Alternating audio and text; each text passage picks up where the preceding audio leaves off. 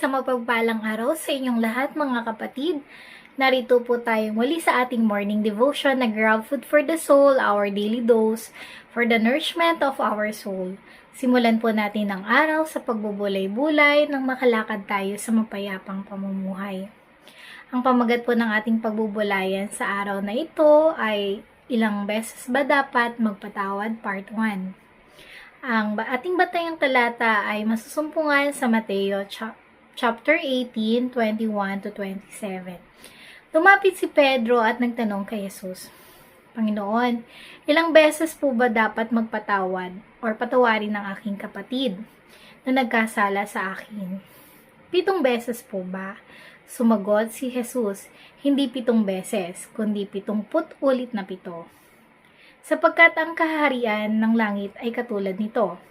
Ipinasya ng isang hari na hinga ng ulat ang kanyang mga alipin tungkol sa kanilang mga utang. Nang simulan niyang magkwenta, dinala sa kanya ang isang lingkod na may utang na milyong-milyong piso. Dahil sa siya walang maibayad, inutos ng hari na ipagbili siya pati ang kanyang asawa, mga anak at lahat ng ari-arian niya, upang siya ay makabayad. Lumuhod ang lingkod sa harapan ng hari at nagmakaawa. Bigyan pa po ninyo ako ng panahon at babayaran ko sa inyo ang lahat. Naawa sa kanya ang hari kaya pinatawad siya sa kanyang pagkakautang at pinalaya. Salamat at purihin ang Diyos sa ating pagbasa at pagkarinig ng kanyang mga salita. Itinuturo ng Rabbi noong unang panahon na dapat handa ang isang tao na magpatawad hanggat 3 beses. Take note, 3 beses lamang daw, kaya't inisip ni Pedro na ang pagpapatawad ng hanggang 7 beses ay labis na, base sa pamantayan ng kanyang panahon. Pero kahit sa loob ng iglesia, maaaring magkaroon ng hidwaan, di ba? Ang iglesia ay hindi naman museo ng mga banal. Ang iglesia, ito ay ospital ng may sakit na nagpapagaling. Ang mga kaanib ng iglesia ay hindi rin naman mga perpekto. Sila ay mga taong imperpekto na naghahangad na magbago sa kapangyarihan ng Espiritu Santo upang lumaon ay maging katulad ni Hesukristo. Paano nga ba kausapin ng isang kapatid na nagkasala? Paano maibabalik ang nasirang ugnayan? Ikaw mismo na nagawa ng di tama ang dapat gumawa ng hakbang tungo sa pag-uusap. You will have to exercise the utmost humility to be able to do this. Pero ito ay labag sa naturalesa ng pagkatao ng isang tao. Kasi 'di ba, parang ako na yung nagawa ng kasalanan, ako pa yung hihingi ng tawad. But you have to swallow your pride. Kailangang magpakababa ka para maging maayos ang lahat. Ang pangunang pag-uusap ay kailangang sarilinin. Ikaw lamang at ang taong nagkasala sa'yo. Hindi mo na kailangan ito ay ipamalita. You have to protect the identity of that person. Hindi mo na para i-chismis sa iba. Bukod dito, mahalaga rin ang pag-uusap ay ma-focus sa specific na pagkakamali o pagkakasalang nagawa.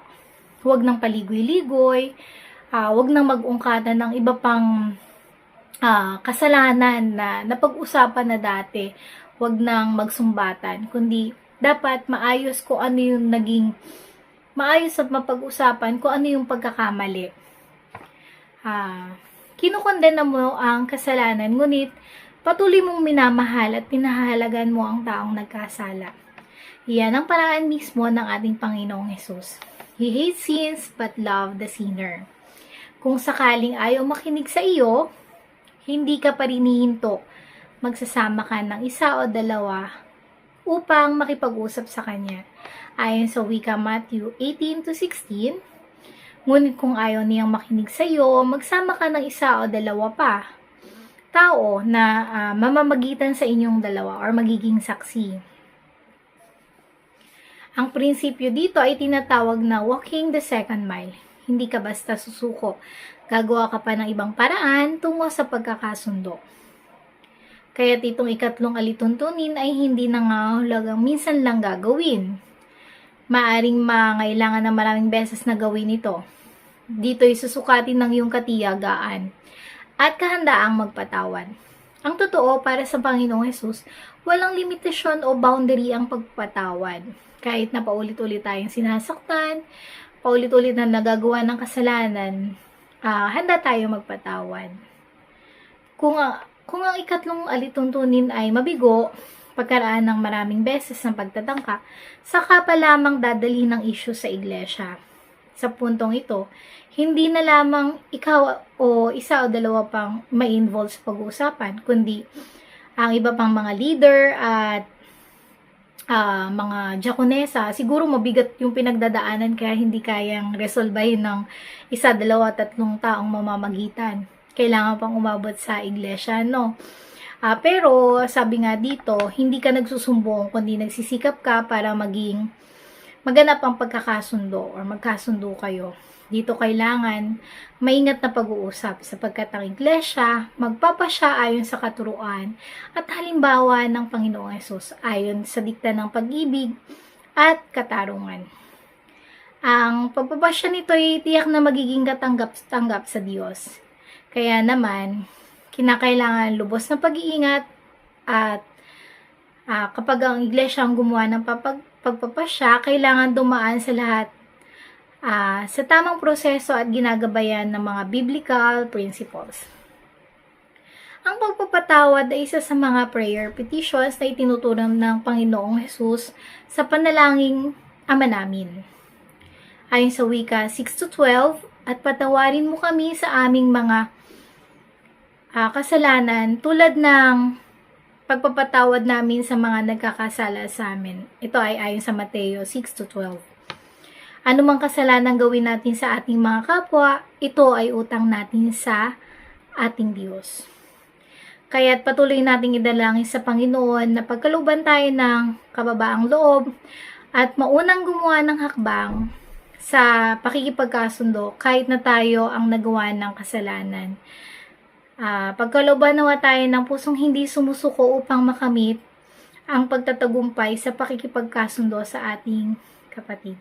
Kailangan natin ng utmost humility, mababang loob para makapagpatawad, matiyagang pag-iintindi, para magkasundo. Samahan niyo po ako sa ating panalangin. Panginoon, maraming salamat po sa araw na ito. Salamat po sa biyayang patuloy niyo po ipinagkakaloob sa amin. Salamat po sa pag-iingat sa amin at sa aming mga pamilya. Patawarin mo po kami sa aming mga nagagawang kasalanan. Kahit na paulit-ulit po kami nagkakasala sa iyo, Panginoon. Gayon din naman po, Panginoon, mapatawad po namin ang mga taong nagkakasala sa amin. Panginoon, ay dinadalangin po namin ng mga taong may karamdaman. Ikaw na po, Panginoon, ang humaplos sa kanilang pagkakasakit. Pagalingin mo po sila, Panginoon. Ingatan mo po ang mga taong magsisiparoon sa kanilang pagpasok at gayon din naman po ang mga batang papasok sa eskwelahan. Ang lahat po ng ito, Panginoon, ay aming dinadalangin sa nag-iisang mong pangalang Diyos Kristo Jesus na aming tagapagligtas. Papuri at pasasalamat sa Panginoon. Salamat po sa ating pagbubulay-bulay ng salita ng Panginoon. A friendly reminder po sa bawat isa sa atin, be Christian like in your workplace today. Humayo tayo at maglingkod. Salamat po.